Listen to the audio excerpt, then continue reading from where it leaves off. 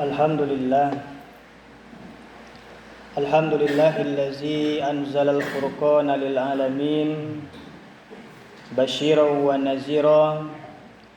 Asyhadu an la ilaha illallah wahdahu la syarikalah wa asyhadu anna Muhammadan abduhu wa rasuluh la nabiyya ba'dah. Allahumma shalli wa sallim wa barik ala sayyidina Muhammad wa ala alihi wa ashabihi ajma'in, amma ba'd. Fa ya ayyuhal hadirun, inni usikum wa nafsi bittaqwallah la'allakum turhamun.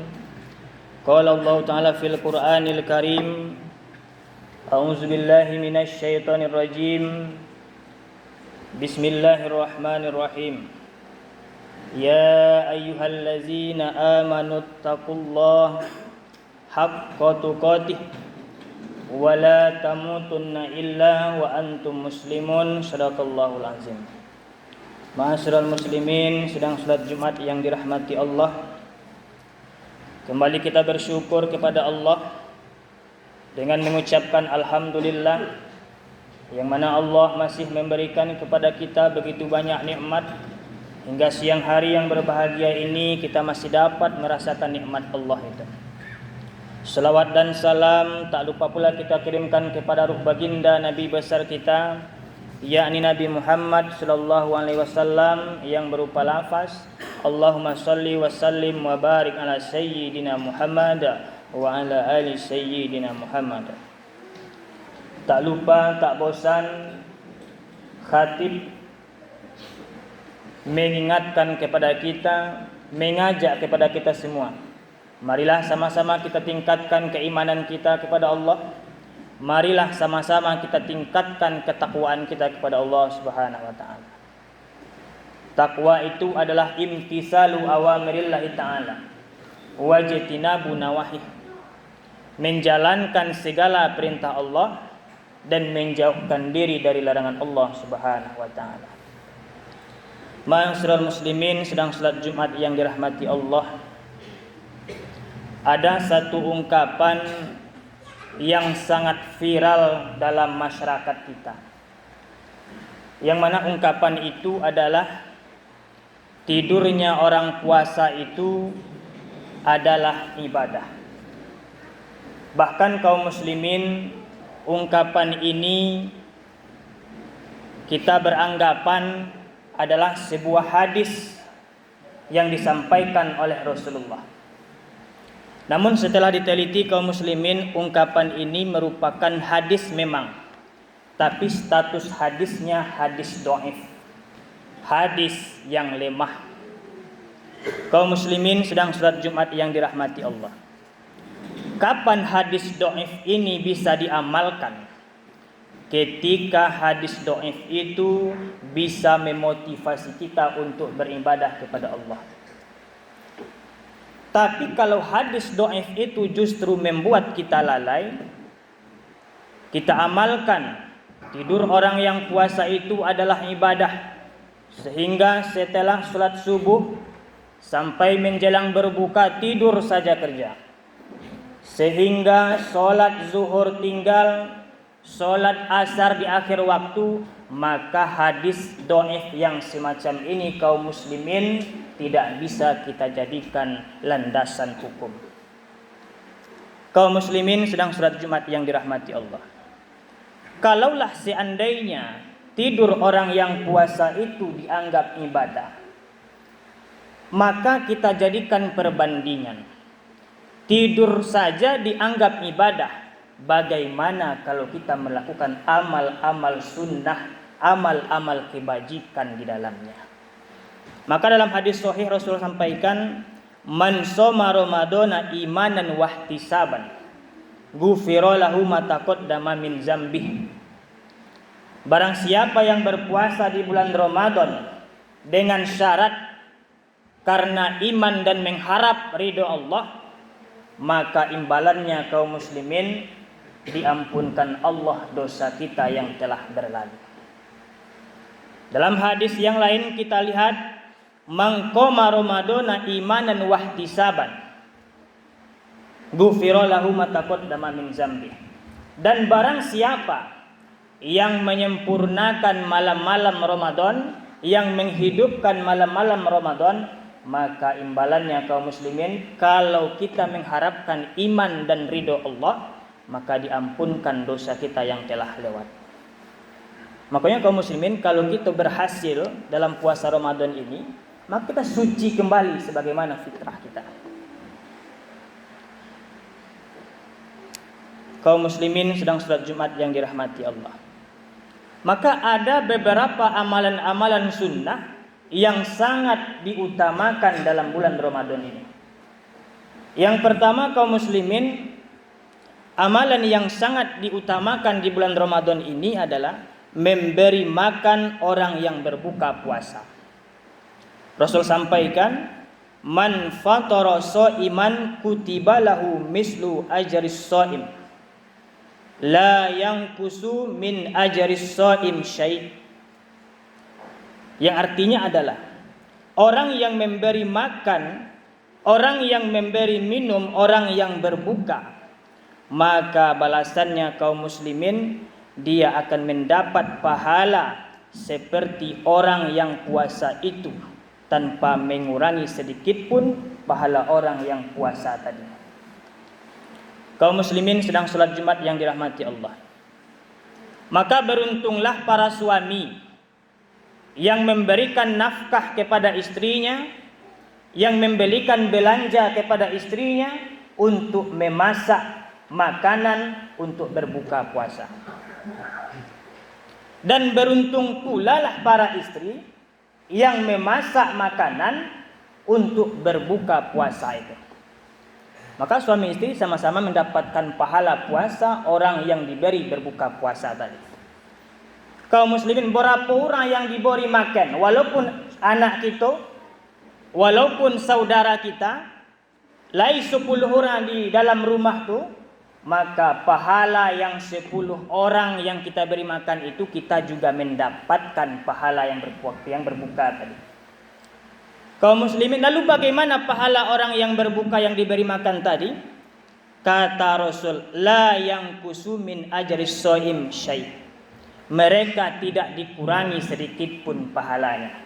Yang diberi makan mendapat pahala tetap, dan yang memberi bertambah pahalanya. Kaum muslimin sedang salat Jumat yang dirahmati Allah. Maka yang pertama, banyak-banyaklah kita bersedekah di bulan Ramadan, terutama memberi makan orang-orang, terutama mungkin ada di masyarakat kita yang kurang mampu.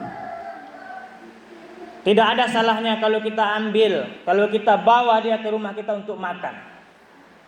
Terlebih-lebih kaum muslimin, orang yang kita bawa makan ke rumah itu orang yang memang taat kepada Allah Subhanahu wa taala. Ini yang pertama. Yang kedua kaum muslimin, amalan yang sangat dianjurkan dalam bulan Ramadan ini adalah banyak-banyak kita membaca Al-Qur'an. Dalilnya apa? Dalam Quran surah Al-Baqarah ayat 185. A'udzubillahi minasyaitonirrajim. Bismillahirrahmanirrahim. Syahrul Ramadan allazi unzila fihil Qur'an. Bulan Ramadan ini kata Allah bulan di mana diturunkan Al-Qur'an. Kalau kita lihat kaum muslimin sejarah, Al-Qur'an itu diturunkan dalam 2 fase. Fase yang pertama diturunkan Al-Quran lengkap secara 30 juz dan disimpan di Baitul Izzah, disimpan di langit dunia. Terjadi pada malam Qadar, dan kita tahu kaum muslimin Lailatul Qadar itu terjadi pada bulan Ramadan. Fase yang kedua kaum muslimin, diturunkan Al-Quran pertama kali kepada Nabi kita Nabi Muhammad SAW, itu pertama kali terjadi juga pada bulan Ramadan, tepatnya 17 Ramadan. Maka dari kejadian ini kaum muslimin, dari peristiwa ini berarti Allah menyampaikan kepada kita untuk banyak-banyak kita membaca Al-Quran di bulan Ramadan. Yang mana kecek Rasul kaum muslimin, man qara'a harfan min kitabillah falahu bihi hasanah wal hasanatu bi asyrin amsalihha. La aqulu alif lam mim harfun walakin alfun harfun walamun harfun wa mim harfun. Kaum muslimin sedang salat Jumat yang dirahmati Allah. Kata Rasul, siapa yang membaca Al-Quran maka diberi dia satu kebaikan. Satu huruf dalam Al-Quran itu akan dilipat gandakan menjadi 10 kebaikan. Kalau kita lihat kaum muslimin, tafsir kebaikan ini banyak. Bisa jadi diberikan Allah kita rezeki yang berkah, bisa jadi diberikan Allah kita umur yang bermanfaat, bisa jadi diberikan Allah kita pahala tanpa putus. Maka kata Nabi, aku tidak mengatakan alif lam mim itu satu huruf, tapi alif satu huruf, lam satu huruf, dan mim satu huruf. Kalau kita baca alif lam mim sami kaum muslimin, lah diberikan Allah kita 30 kebaikan. Bagaimana kalau kita baca dalam bulan suci Ramadan, yang mana kita sama-sama tahu bulan ini di mana pahala kebaikan kita dilipat gandakan oleh Allah Subhanahu wa taala. Maka yang kedua kaum muslimin, banyak-banyaklah kita membaca Al-Quran. Kaum muslimin sedang salat Jumat yang dirahmati Allah. Yang ketiga kaum muslimin, amal yang sangat dianjurkan di bulan Ramadan ini adalah jangan kita tinggalkan salat sunnah yang 12 rakaat. Kata Nabi, man shalla isnatai asyrata rak'an buniyallahu bihinna baitum fil jannah. Siapa yang selalu mengerjakan salat 12 rakaat, maka dibangunkan baginya suatu tempat di surga kelak. Yang menjadi pertanyaan bagi kita kaum muslimin, salat apa yang 12 rakaat tadi? Salat 12 rakaat itu kaum muslimin salat sunnah rawatib yang muakkad. Salat sunnah yang mengiringi salat fardu yang selalu dikerjakan oleh Rasulullah. 4 rakaat sebelum zuhur, 2 rakaat sesudah zuhur, 2 rakaat sesudah maghrib, 2 rakaat sesudah isya, dan 2 rakaat sebelum subuh. Kadang kita kaum muslimin salat tarawih 8 rakaat 11 dengan witir sanggup kita melakukan. Tapi salat sunnah setelah isya tidak kita lakukan. Bahkan kadang-kadang di suatu masyarakat itu ada yang mengerjakan salat sunnah tarawih itu 23 dengan witir. Tapi salat sunnah setelah isya tidak dikerjakan. Rugi kita kaum muslimin. Bahkan tidak ada yang bisa mengalahkan salat sunnah yang lain, tidak ada yang bisa mengalahkan fadilah salat sunnah rawatib ini. Kaum muslimin sedang salat Jumat yang dirahmati Allah. Yang ketiga. Yang keempat kaum muslimin, yang terakhir, amalan yang sangat dianjurkan di bulan Ramadan itu adalah salat isya berjamaah dilanjut dengan salat tarawih sampai selesai. Maka kata Nabi, barang siapa yang mengerjakan salat malam, tafsir kata salat malam itu adalah salat isya dilanjut salat tarawih sampai selesai, maka dianggaplah dia seperti salat semalam suntuk. Kaum muslimin sedang salat Jumat yang dirahmati Allah. Ramadan itu kaum muslimin akan datang setiap tahun.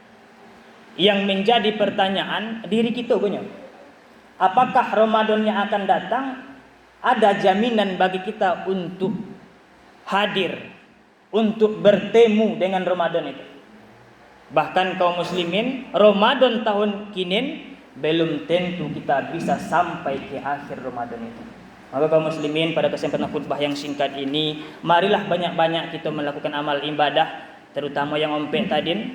Yang pertama tadi, banyak-banyak kita bersedekah di bulan Ramadan, terutama memberi makan orang yang berbuka. Yang kedua kaum muslimin, banyak-banyaklah kita membaca Al-Quran.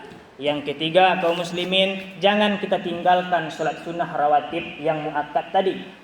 Dan yang keempat, marilah sama-sama kita kerjakan salat isya berjamaah dilanjut salat tarawih berjamaah, karena pahalanya luar biasa. Tapi ingat kaum muslimin, kecek Rasul, dengan syarat imanan wahtisaban. dengan syarat mengharap ridho Allah. Banyak pun ibadah awak kaum muslimin, tapi kalau menyimpang niat, indo imanan wahtisaban, maka akan sia-sia. Innamal a'malu binniyat wa innamal likulli imri'in ma nawa, Rasul.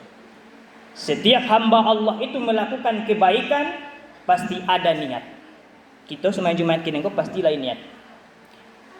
Namun yang menjadi tolak ukurnya kecil Rasul, diterima atau tidaknya ibadah kita tergantung dengan niat kita. Maka luruskanlah niat kita, perbanyaklah amal ibadah kita, mudah-mudahan ibadah kita diterima Allah Subhanahu wa taala. Fa'tabiru ya ulil absar la'allakum turhamun.